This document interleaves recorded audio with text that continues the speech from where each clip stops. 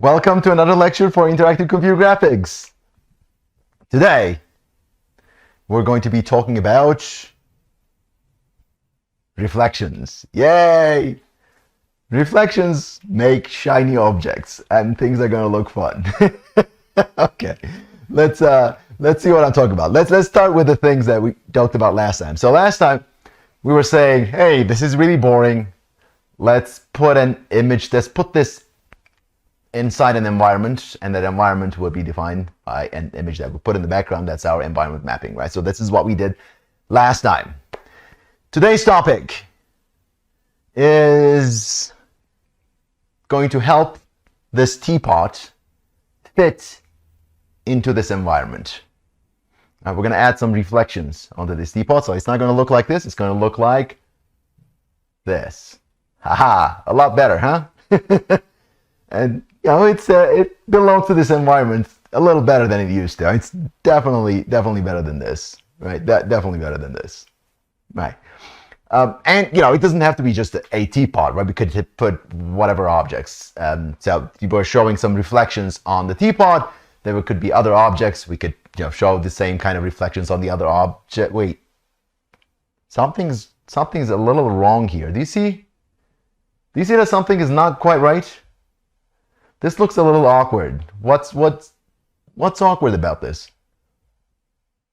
I have a reflective surface, but it's not reflecting the teapot. Yeah, that's missing. So we're going to talk about how to add that as well.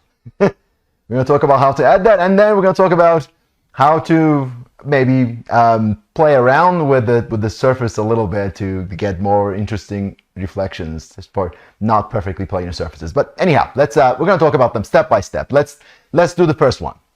First, we're going to do this.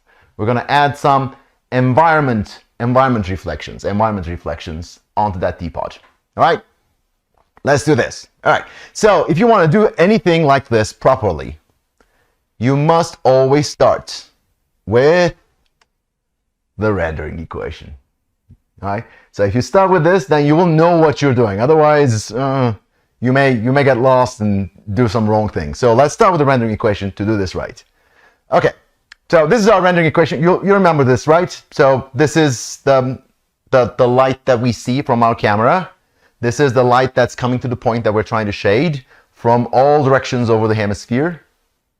And this is the geometry term, and then this is our surface BRDF, our material model, and this integral gives us the final result. But when we have a single light source, just one single light source, this whole integral collapses, right? Because only one direction over the hemisphere actually sends non-zero lights. Everything else is zero. Just one direction is non-zero.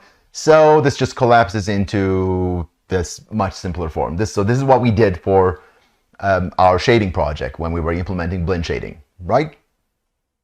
Good. Okay. Now I'm going to call this, let's say that we have sun. Let's call it sunlight, because we're going to put an environment. So let's pick this one light source that we have and call it the sunlight. I'm going to call it S. So LS is going to be the light coming from that sun or whatever light source we have. And omega S is its direction, and theta S is the angle between the surface normal and omega S. All good? One light source. And if you render an image like this, this is what you would expect to get, right? So just from one direction, I'm getting light, and I'm implementing, let's say, blend shading, and this is what I'm getting. All right, but that's not what I want to have. I want to have an environment. And with that environment, I would like to be able to see that environment on here. But when I do this, I'm not going to see the environment, right? This is just the rendering equation simplifies to this only if I have a single light source. But now I have the environment as well. So let's go back to our integral. So this is our integral. Now what we're going to do in this case to make our computation a little bit simpler is that we're going to separate out that one light source that we have. Let's call it the sunlight. We're going to separate it from our environment. Right? We're going to compute the sunlight, or this one one light source. We could have multiple light sources, but I'm imagining that for the simpler case, we have one light source. I'm separating that light source from this integral because we know how to compute the light source. That's easy, right? So I'm going to separate it from this, and I'm going to turn this into two integrals. One of them is going to collapse into this familiar form. The other one is just going to represent the light coming from the environment. Okay? So I am not computing the same thing twice. I just took the incoming light, I separated it into light coming from the light sources and light coming from the environment. All right, so there, I separated it, so I have two integrals. One of them collapsed into this. The other one is still staying in this integral form, which is not so great. That's gonna, we're gonna have to deal with that. But you understand this part, right? We're all good. Okay, so what do we want to do? We want to add environment reflections, and this is going to represent the environment reflection component. Now, what this integral says, forget about the top part. So this part we know how to do. We're just going to concentrate on this integral, all right? So what this integral says is that there is some environment light. I made it blue just to indicate that this is environment light. This is not our sun light source, all right? This is just environment light. So it's coming from a direction omega I.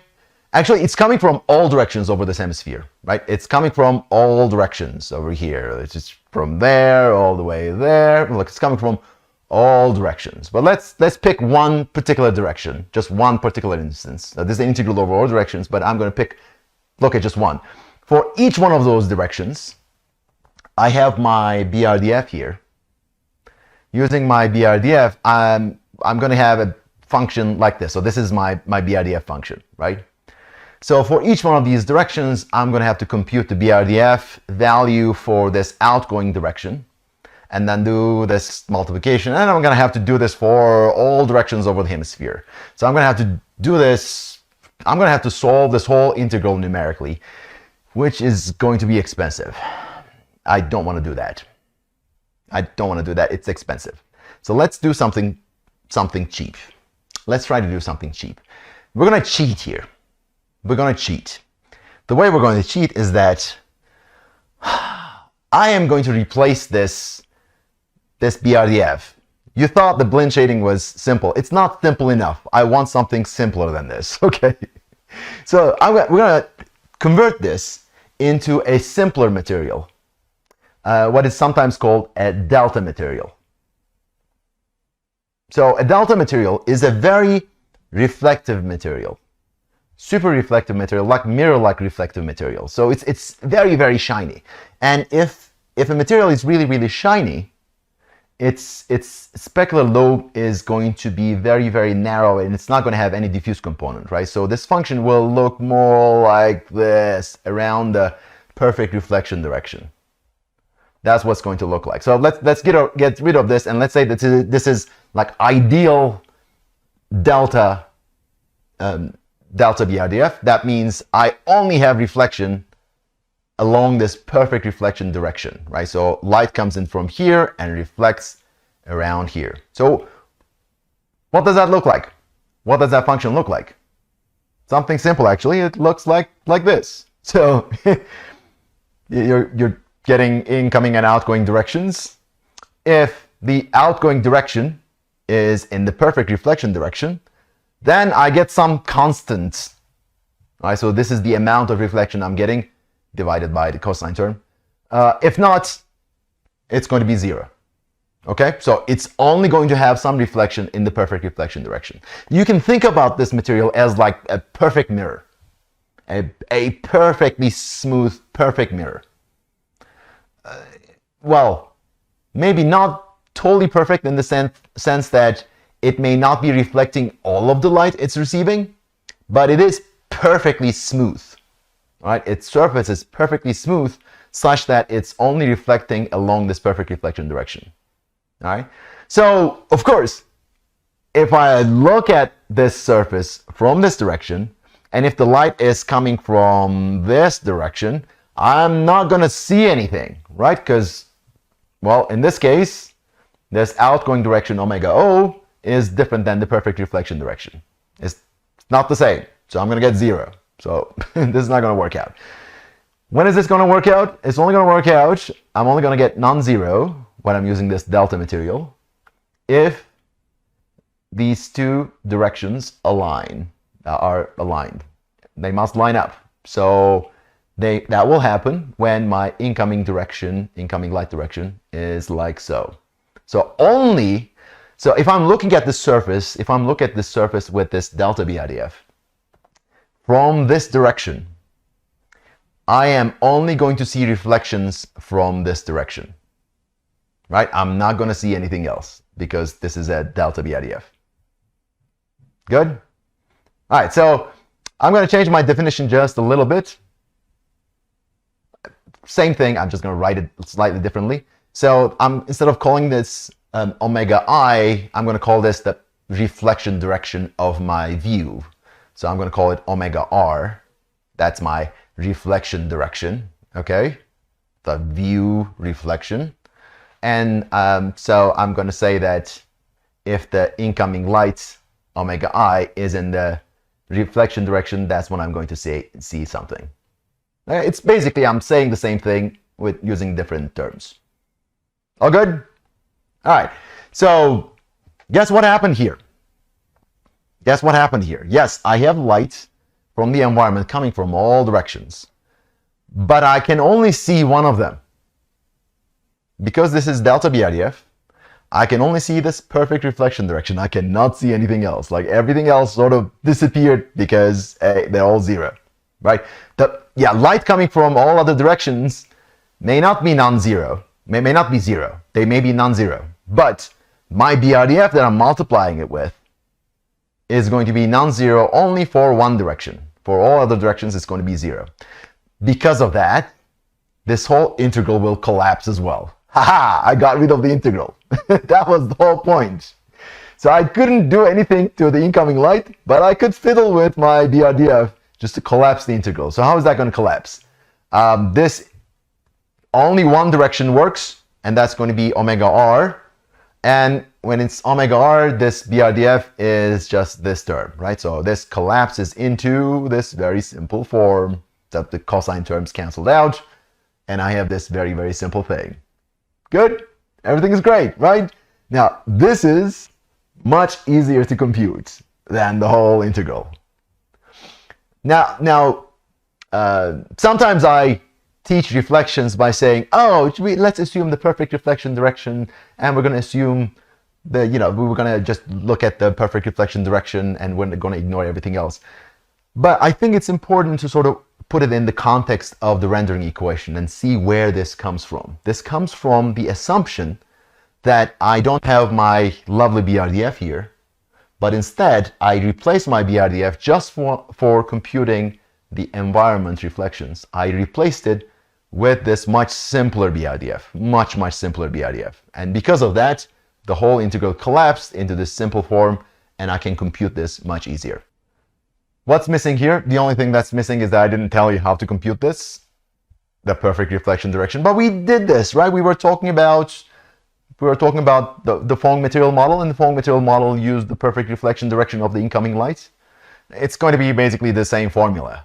Right? So we're going to reflect this direction to find omega R, which is this formula. We talked about this in detail, so I'm not going to get into the details of where this comes from. In fact, when you're implementing this in GLSL, you can just use GLSL's reflect function, and that will give you that direction. So you don't even need to remember that formula. But it's good to be able to do this, I think. All right. So what happened now? I did all this. Before I had only this term, right? Now I'm adding this little term. So before I was only using a single light source on my teapot. So this is what I was seeing. Now I'm going to add this piece. Add this piece. Let me say add this piece. Add. When I added, what do I get? Get this. Haha. Simple enough, right? So what do I need to do? I just need to find this perfect reflection direction, and then I sample my environment map. Then multiply it by this reflection property of my material. Now, where's this KR coming from? Now, remember that this is coming from my BRDF, right? So I took this BRDF and I simplified this, and I turned it into a simpler BRDF formulation. So there are different ways of providing this material property. It could be explicitly provided. It could be explicitly given. Actually, in a lot of applications and a lot of graphics applications, you will see that this will be a term that's exposed to the artist. Like whoever is preparing this material model will have this material term that they can modify as well. But you see where this is coming from, right? This is just a simplification of my BRDF. And we said that we're just going to make the specular term perfect, and we're going to get rid of the diffuse term. If you think about this in the context of Blinn or Phong material models, it sort of makes sense to use the KS, the specular color of the material, as KR. So if this is not given to you in any way, I would say just use the specular term, the specular color of this material. Right? It's not going to be perfect because we took this BRDF and we simplified this into this delta BRDF just for computing the environment reflection. So it's not going to be perfect, but it's if this material property is not given to you, probably that's the best you can do. All right, all good? Well, we're done. I mean, we're done with the environment reflections. There it is. Okay, and I can do the same thing for any object that I have in my scene. Like if I have a plane underneath this teapot, I can do the same thing for the plane and just sample the environment map from perfect reflection direction, and this is what I get. And it looks kind of fine, except that the missing teapot reflections on the plane is sort of bothering me. So let's start talking about that a little bit. Okay, so object reflections. This is what's missing. Let's see where we can get them. But wait a minute. We start with the rendering equation, and we did not get these reflections. How did that happen? Like we had this rendering equation. Okay, we separated it into two pieces. So this is direct illumination coming from the light sources, and we said this is the environment light. So where is the reflections of the teapot? They should be somewhere here. I mean, this is the rendering equation. It's supposed to contain everything, and why is it not there? I'm not seeing any object reflections here. It's got to be somewhere here, right? Well, it is. We kind of we made a simplification here. We made an assumption here. We said that we're using this delta BRDF, and we have this environment, and the light is coming from this perfect reflection direction and all. But we're saying the light coming from this direction is the environment light, but does it have to be the environment light? I mean, it has to be the light coming from this direction if I'm using this delta BRDF, yes. But can some other light come from that direction? So we said that this is the environment light, but it's just the light coming from that direction, right? Because my environment is far, far away. Remember, we talked about environment being at infinity. So my environment is far, far away, and along this direction, there might be an object. And if there's an object, I will not be seeing my environment. I will be seeing this object through this reflection, right? So this integral collapses, yes, but it doesn't collapse to just the environment light. It collapses to the light coming from that direction multiplied by my delta BRDF term. All right, so let's put it on the side. Okay, Good. I just want to make room for this. So we need to figure out a way to compute this guy. So this is not my environment light anymore. It's the light coming from this direction, whatever that is. Let's find out what that might be. Now, if there's an object along this direction between the environment and the point that I'm shading, if there's an object along this direction, then this is going to be the light coming from that object. Let's call it LOBJ. That's going to be the reflected light coming from that object. If there's no object in between, then yes, it's going to be the environment, obviously. So this is going to be a function like this. So if there's an object, if an object is visible along that direction, it's going to be the reflected light from the object. If there's no object, then it's going to be the environment. Simple enough? Good? Okay. All right, so all right, the math is not that difficult, but how am I going to compute this? That's the tricky part. So let's talk about that.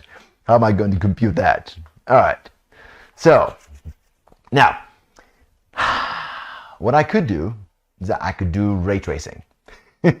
So I could just generate a ray from here and follow it, and if it just hits an object, I could say, oh, I have an object here, I'm just going to compute the reflected light from that object, and I will be fine. That would be good, and that would be easy, very easy to do, but I can't do that without ray tracing. Yeah, I need ray tracing for that.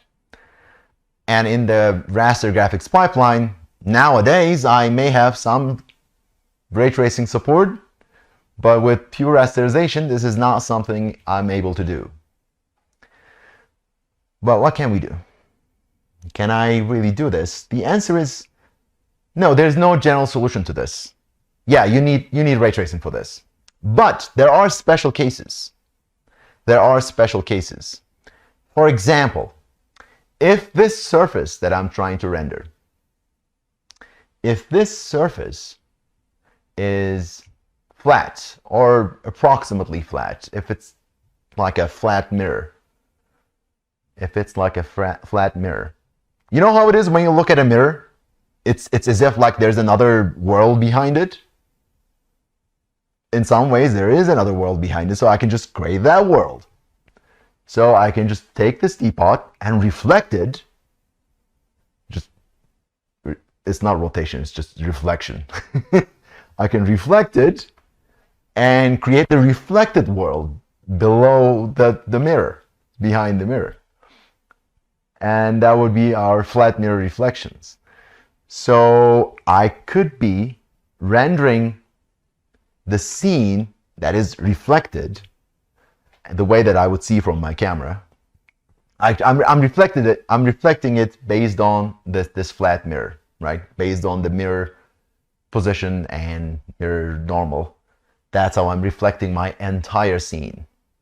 And if I reflect it using my entire scene, I don't need to worry about this reflected direction. I can just continue along this direction, which would be the reflected reflection direction. It will be along this direction, and I can just look at what I see through there. Right? So this is the trick that we're going to be doing. And it only works when you have a flat, perfectly flat surface. Well, okay, maybe not perfectly flat, but it's going to be good, and it's going to be perfect when you have a perfectly flat surface. It's not going to be perfect when you don't have a perfectly flat surface, but we can figure out ways to make it look okay. All right, so the trick is reflecting the entire world. Well, there's another way of thinking about this. Instead of reflecting the entire world, we could be reflecting the camera. It's the same thing. Mathematically, it's the same thing. Because what we're going to do when we're rendering this reflected scene is that we're going to have this matrix that reflects everything, right?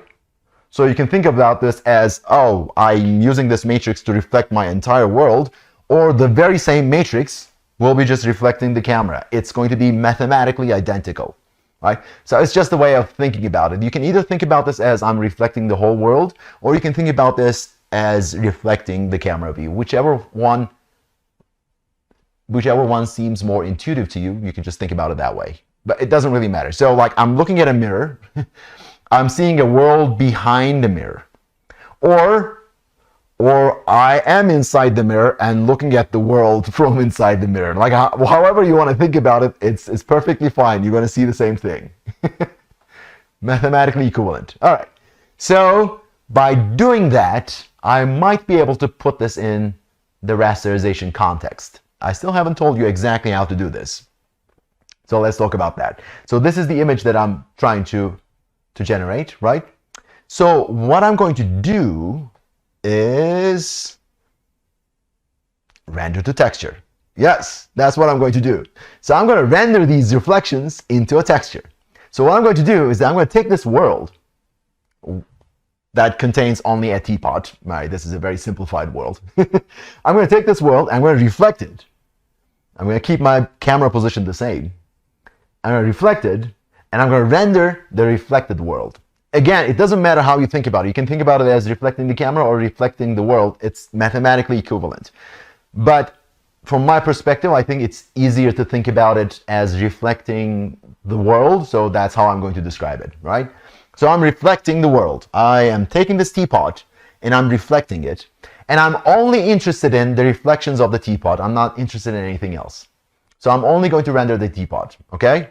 So what happens if I take this teapot and I reflect it along this, based on this plane underneath it, and I only render the teapot and nothing else, like the whole thing is black with just the teapot. What would that look like? It would look like this, right? From my camera view, this is what I would be seeing. So what I can do is that I can just set up a render to texture, a render buffer that will have exactly the same resolution as my frame buffer, same camera direction, except that I have this reflection matrix that just reflects everything, and I render it into that texture. That's it. This is my reflection texture. So what I'm going to do when I'm rendering the final image, so I render this one first, and then I'm going to use this as a texture to look up the reflections. So when I'm rendering this final view, I am going to be using this texture that I computed, and I am going to be sampling different positions on this texture. So for any pixel, I am going to look at the corresponding pixel for this texture, and I'm going to read its value and use that. Simple enough. So this is it, really. And we can have nice reflections of the teapot here as well. And this trick, as I said, only works when you have a perfectly flat surface. It doesn't really work when you have anything else. You need to have perfectly flat surface. But here's the thing. We're not very good at noticing problems with reflections. Now, people are very good at noticing certain things. Noticing how perfect the reflections are is not something that we excel at. So if you are experienced with that, you might be able to look at reflections and say, these reflections don't look quite right. But most people can't really do that, and even people who can do that may be fooled sometimes. So this is a prime candidate for faking things because we can't really tell. So if my surface is not perfectly flat, but it's, maybe the surface normal is changing a little bit. It's almost flattish, but it's not quite flat. If I don't have a perfectly flat surface, if I have almost flat surface, I can still use this technique. So if my surface has some variation, look at this over here, some variations. No, it still looks pretty good, right? It still looks okay, right? I mean, actually, this is a perfectly flat surface. I'm just fiddling with the surface normal a little bit. So it doesn't look quite flat, but actually geometrically it is flat. So that's another trick that we do. So it doesn't look quite flat because I'm messing with the surface normal. So this is not quite flat mirror reflections. I'm going to call it not so flat mirror reflections. Okay, so how do I do this? Not so flat mirror reflections. Actually, it's going to have two components. We're going to have to deal with the environment reflections and the reflections of the object a little differently in this case. So let's talk about the environment reflections, and that if I don't fiddle with the reflections of the object, so the reflections of the object will be perfect, but the reflections of the environment are sort of affected by this not so flat surface. Right? So this is not so flat environment reflections. Ready? Fairly simple, actually. Very, very simple. So this is what we've been doing. Just looking at the perfect reflection direction and just sampling it over there. So all I'm going to do is that I'm going to change the surface normal. Yeah. Surface normal is changing here. Actually, what I did here for this example is that I have a procedural function, just a sine function oscillating over the surface. And based on that, I'm modifying the surface normal. So that's what I'm going to do. I'm going to modify the surface normal. If I modify the surface normal, this reflection is going to be different, right? Because reflection sort of depends on the surface normal. So if I move the surface normal to one direction, then the perfect reflection direction is going to move along with it, right? So it's going to be here, it's going to be there, wherever, like however I modulate this surface normal, my perfect reflection direction is going to change as well. I haven't done any changes to the geometry. Geometry is still flat. I'm just messing with the surface normal. And because I'm messing with the surface normal, the perfect reflection direction changes, so I'm sampling the environment at a different location. And that is giving me my sort of not so flat environment reflections. Good enough? Simple, right? Okay. So how am I going to get from this to modifying the reflections of the object? So instead of this perfect object reflections to this, again, from this to this. Not too hard, fairly easy to do actually, but I'm gonna have to do something else. This is going to be more hackish than the other one. So with environment reflections, I'm just changing the surface normal. Over here, well, I already computed the flat mirror reflections texture here. I can't just compute not so flat mirror reflections with whatever waviness on the surface. I can't do that. I can only do this with rasterization, right? So what I'm going to do is this. So, you know, when I'm sampling this reflection texture for any point in the scene, let's say that this red one is the point that I'm shading, and I'm going to just look up the texture at this position. In your fragment shader, you have access to the coordinates of the fragment that you're shading. You have access to the screen space coordinates of the fragment that you're shading. So you can convert that by using your render resolution to a normalized texture coordinate. Normalized meaning between 0 and 1. That's fairly easy to do. Or instead of using texture 2D for this, you can use texture rectangle, texture rect. If you use that, then you can sample this texture by using the non-normalized texture coordinates.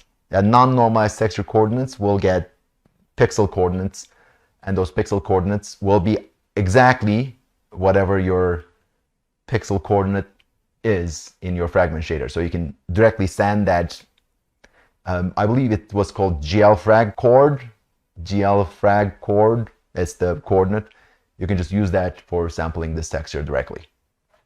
But if you want to use normalized texture coordinates, that you can do that fairly easily too. You just need to know the resolution of the image that you're rendering.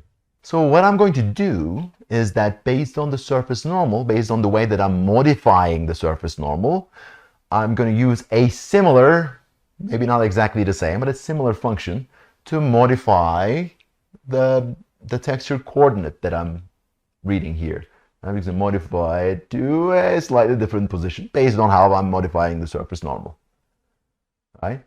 And using that, I am just sampling a different location on this texture. Now, does that work? No, this is not correct reflections at all. But the point is, you can't tell. This looks okay. It's not right. I'm telling you, this is totally fake. I just moved the texture coordinate here. By how much? Well, I just adjusted it somehow. Because there is no correct way of figuring out how much I'm supposed to modify this UV coordinate. I just picked a value that looked okay for the scene. And that's it really. I just modified it and it looks okay. Right? So that's the whole point. So one more thing here. One more thing that I haven't told you. Now the reflections. Remember the reflection function? We either see an object or we see the background, like on this not so flat ground plane here. We either see the reflection of the object or we see the reflection of the environment. But in my reflection texture, I only have the reflections of the object. So somehow I need to know for each pixel if I'm seeing any object in this texture or not. Because if I'm not seeing any object in this texture, I'm going to be reading the background. I'm going to be reading the environment map. Right? If I am seeing an object, then I'm just going to be using that object. So it's probably a good idea to have an alpha channel here.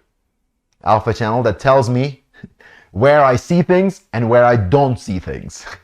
So when I read this texture, I look at the alpha value. If the alpha value is 0, that means it's totally transparent. I don't see anything. That means I'm going to be seeing the background. If the alpha value is 1, then that means I'm going to see the object. I'm just going to use whatever it is, whatever the RGB value here for that pixel for my reflections. All right? And the alpha value, if you're not using anti-aliasing, is going to be 0 or 1. If you are using anti-aliasing, it could be a number between 0 and 1, in which case you can just blend the background environment and the reflected color stored in the texture. Simple enough. All right, okay, blending. Keep in mind that this is going to be pre-multiplied alpha. Pre-multiplied alpha. Because it's going to be... In this texture, the RGB color is blended with the black background. That's why it's pre-multiplied alpha. All right, so this is how we did it. We did it. Yay, great. We have not so flat mirror reflections even. Everything is fine, right? I mean, I'm looking at this and it's looking perfect. I don't see anything that's missing. Wait, do you see anything that's missing? Yeah, I'm looking at this. It may look okay at first, but when you pay a little bit attention, you realize, wait a minute, I'm looking at this teapot, and at the bottom of the teapot, I'm seeing the ground underneath, right? It's just seeing through the plane. Because guess what? We are using the environment reflections on the teapot, and those environment reflections, surprise, surprise, did not include this plane. So it's just, we're seeing through the plane. So we want to see the plane reflected on the teapot. You want to see that? All right, so we want to see the plane reflected on the teapot. Ready? There it is. Plane reflected on the teapot. All right, it looks really bright, but it's supposed to look bright because I use really, really shiny materials. So, yeah, so from here, seeing whatever is underneath, to seeing the plane, and on the plane I'm going to see the reflections of the environments. That's going to be the sky in this case. Good? So let's see how we can do that. So for that, we're going to be using cube map reflections. So we're going to be using cube maps. Now, we have been using cube maps, but those cube maps were our environment map that was given as an image input to us. Now, this is going to be very specific. This is going to be cube maps generated for the scene, more specifically, cube maps generated for this teapot.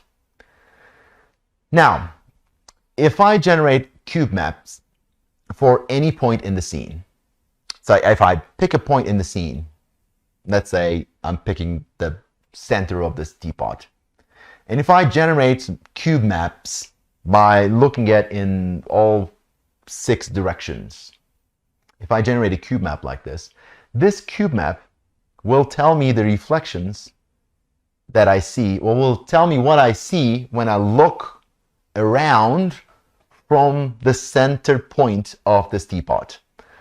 Now, this is not what I want. What I want is what I see when I look at in any direction on any point on the surface of the teapot. That's what I want. But guess what? I don't want to compute a separate cube map for every point on this teapot, on the teapot surface. That would be pretty expensive. So I'm going to fake it. Okay? So I'm going to say, guess what? A rough approximation of all points on this teapot surface is the center of the teapot. So I'm just going to generate a cube map at the center of this teapot. That's what I'm going to do. And I'm going to say, that better be good enough, because doing this right is going to be really expensive. So I'm not going to do this right. I'm just going to fake it. So here's how I'm going to fake this.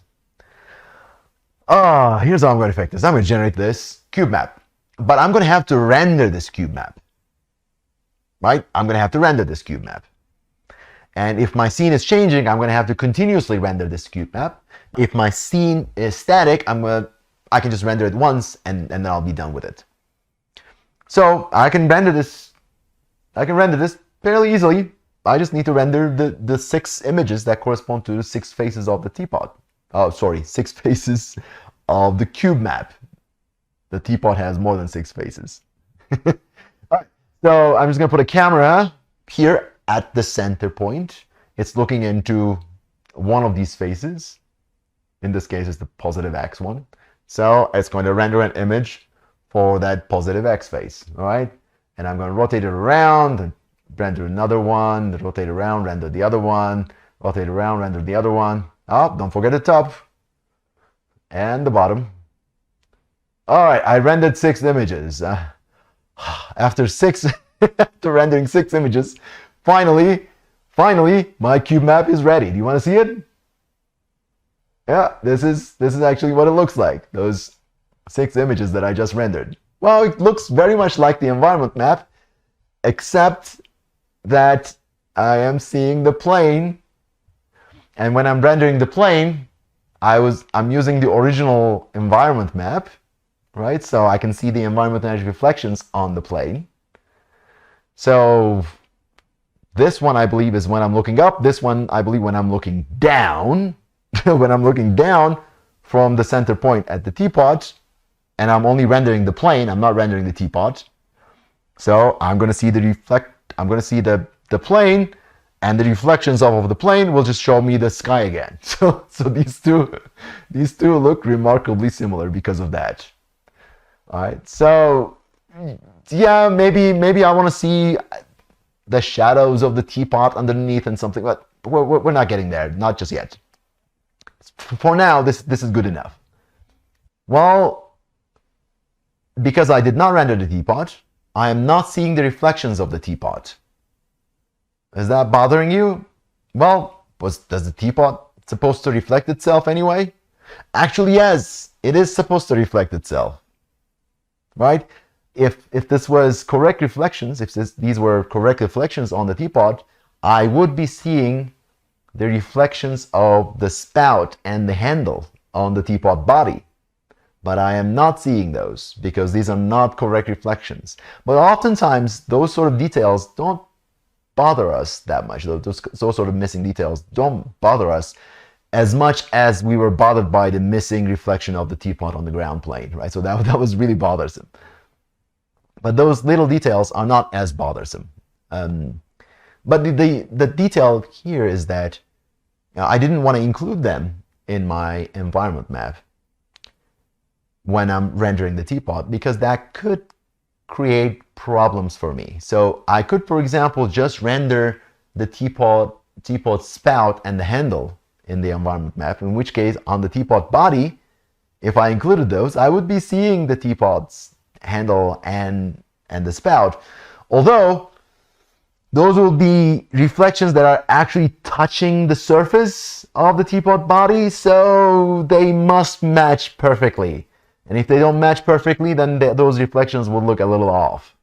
So that could create visual problems. That, yeah, I'm saying this is okay to fake, but there are limits. Certain things will look awkward, and that would look awkward. Like if something is touching a reflective surface and its reflection is elsewhere, that would look weird. We don't want that. Another thing that would happen if I included the spout and the handle in these cube maps is that I'm using the same environment map on the spout and the handle, right? So the spout would be reflecting itself and the handle would be reflecting itself.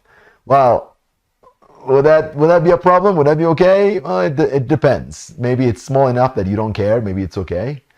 Maybe it's not. Right. But it's good to remember that these are just fake reflections. Okay? So this is my cube map. I rendered it, and using that cube map, I can just replace the environment map with this cube map now, because this cube map is specifically generated for my teapot. So for my teapot, instead of using the environment map I loaded, I am going to use the environment map that I just generated for it. All right? And that environment map includes, well, the environment map I loaded in the background, but it also includes the plane, the plane underneath the teapot. So everything is looking good, right? I mean, you can see the reflections of the teapot on the plane, and I can see the reflections of the plane on the teapot. What else is there? I'm seeing everything. Everything's good, right? We're finally done. Are we done? Is there anything missing here? How deep do we go? Yeah. So what is missing? What is missing here is the reflections of the plane on the reflected teapot. Yeah, I don't have the reflections of the plane on the reflected teapot, right? It looks kind of dark. So I want to add that. How am I going to add that now? Am I going to put another cube map underneath the plane or something? No, actually this is very easy. Very, very easy. Very easy, surprisingly easy. So while rendering my reflection texture, I just use that cube map I just computed. I use the same cube map, right? And then I'm going to have the reflections on the reflected teapot. There it is. Reflections of the plane on the reflected teapot. Right? So this worked out in this very simple scene because it's a simple scene. In a more complicated scene, there might be some problems. For example, if I had two teapots and they're sort of seeing each other in their reflections, that will be a little more tricky to do. Like then I would have to worry about, reflections of this teapot on the reflections of the other teapot, and how many reflections are we going to have on either side. But it's not too difficult, because when you think about it in the context of interactive computer graphics, interactive rendering, real-time rendering, I'm generating a frame.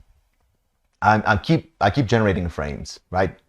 And I'm generating a frame roughly 60 times a second, maybe 120 times a second. So every time I am generating a new one, so I can use the reflections that I computed in the previous frame to help me with the reflections that I'm going to be computing in the next frame.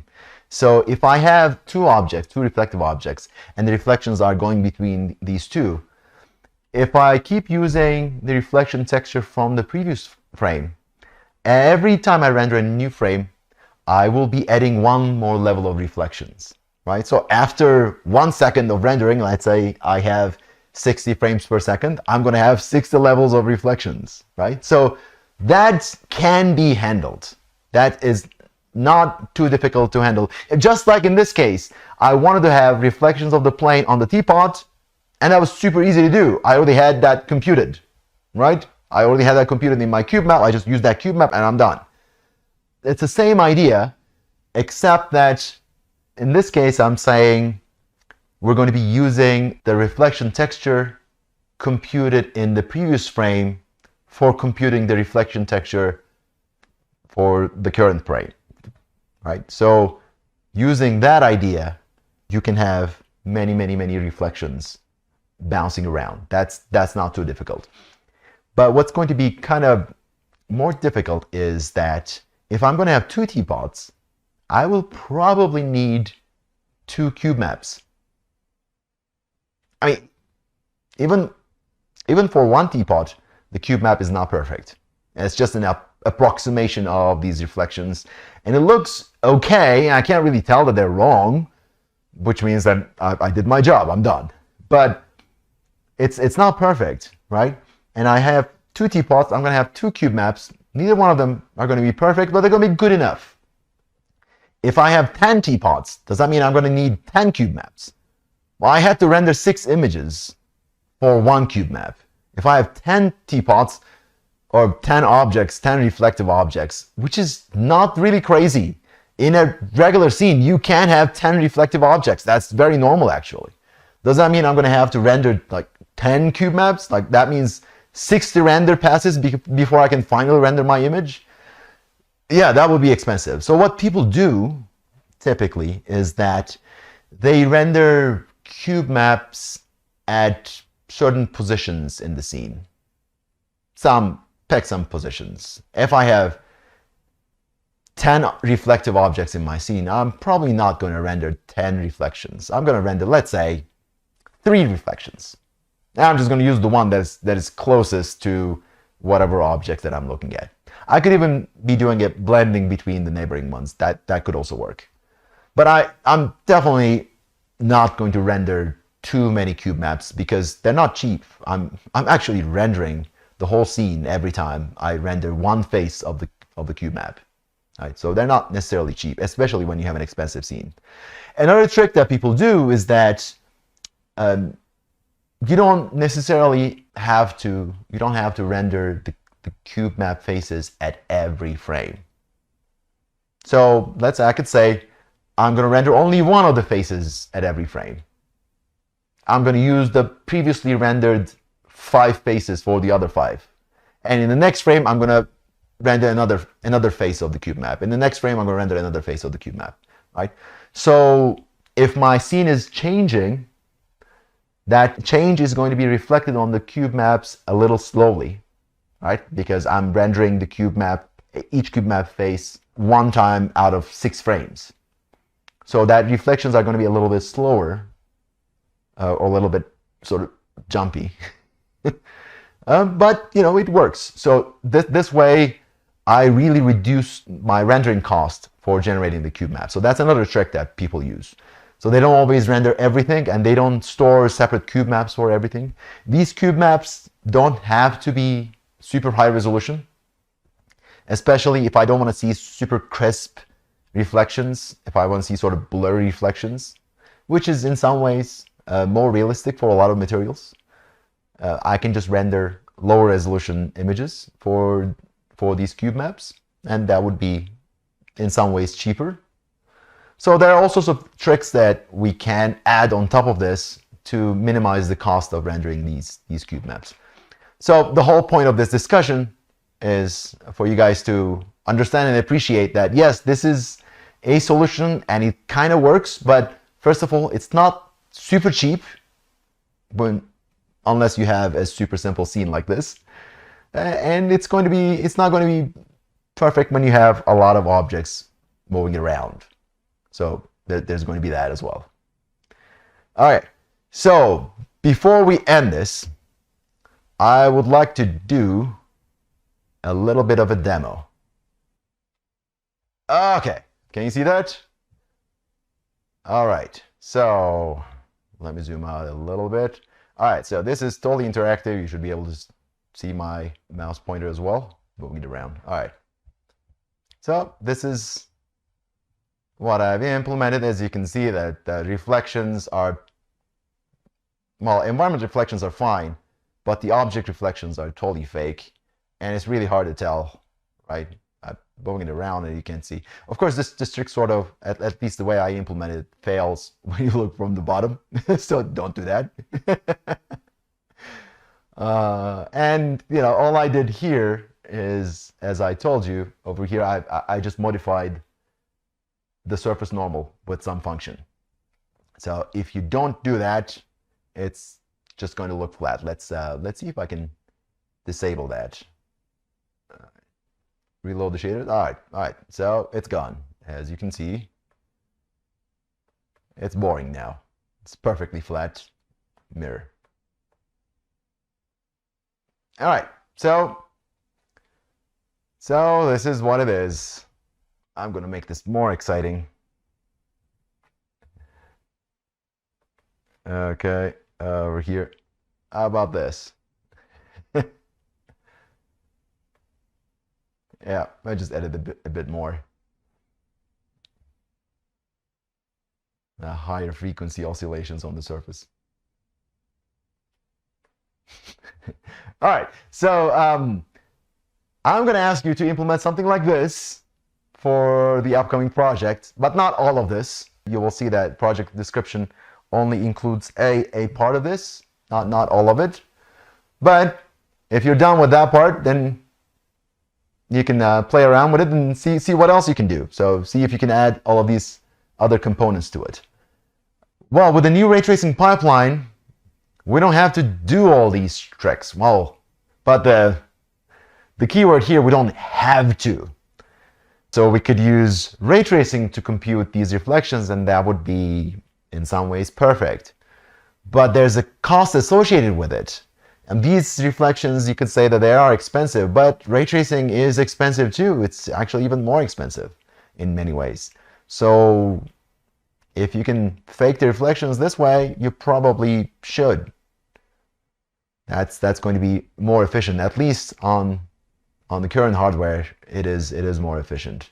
But when ray tracing becomes fast enough, maybe we don't care. Maybe ray tracing will be a little slower, but we will get perfect reflections, and we won't have to deal with all the faking and stuff. And so it's going to be good enough, and we won't care about the extra cost. But today we actually do care about the extra cost a little bit. So we still use these sort of tricks are still used, and as you can see, they're actually pretty good. You know, they work out just fine. I don't have a ray trace version of this. If I had that, I could show you what that would look like. It will look pretty similar. It won't look exactly the same because this is fake, but it will look pretty similar. If I put it side by side, you would have a hard time figuring out which one's which. You would need to go in and look at the details. Oh, can I see the reflections of the spout? You kind of need to dig in a little bit to see. That's why if you can do all these rasterization related hacks well enough, then it becomes a little difficult to see what ray tracing adds. But what it adds is that I don't have to do any of these tricks. I can just use ray tracing and it works. That's the nice thing about ray tracing. Yeah, and it's general. You can do things that we couldn't fake. That's what I planned for today, for our lecture covering the reflections without ray tracing. One thing I did for implementing this demo that I just showed you is that I added a render to cube map class to my header file, the cygl.h. So if you want to try it out and render cube maps, that might make your life a little bit easier. It's not too difficult, really. Going from render to texture to render to cube map, it's actually fairly easy. Our project is about reflections. That's going to include all of the stuff that we talked about this week. And next week, we're going to start talking about shadows. All right. So good luck with the project, and I'll see you all next week. Bye. Thank you.